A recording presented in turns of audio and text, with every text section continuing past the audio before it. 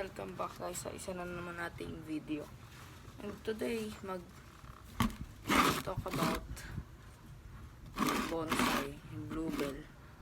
As you can see, may bluebell bonsai tayo dito.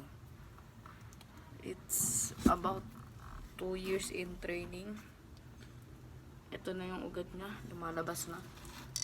Kailangan na natin siyang lagyan ng extension pot for this plant. Extension pot for this plant ay kailangan na natin. This could be an extension pot. Ito pwede natin tong gawing extension pot. This one pwede natin tong gawing extension pot para dito sa ating bluebell. Extension pot ay at meron din ako ditong naka-prepare na extension pot para sa bluebell. This one may lupa na siya guys. Ganda na yung soil niya. Dito yung dito yung eto. Kinda ibuhaghag lang natin sila guys. Tarin lang natin sila. Buhaghag lang.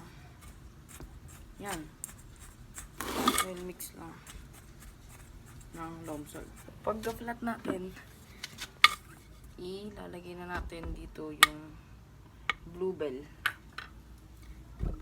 Meron akong isang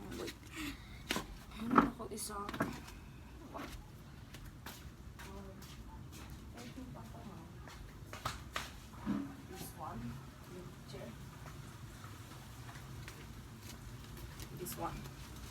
Pwede itong patungan para medyo mas mababa ang look.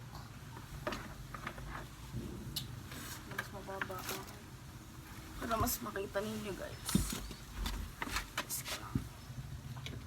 Lipat ko lang. And lipat ko lang. Ito. Yan.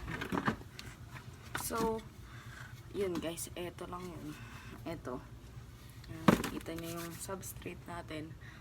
Then, itong bluebell natin na maganda ay ayan yung itsura na.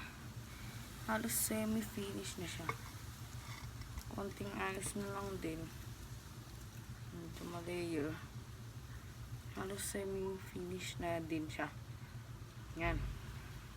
May wire na to. Naka-wire na.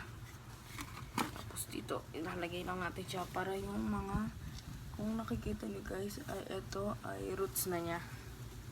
So, waghag nyo lang. Tapos,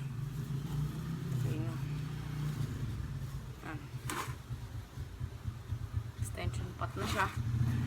So, ilalagay na ulit namin siya sa dating pwesto. So, yun. Thanks for watching guys. Click the subscribe button.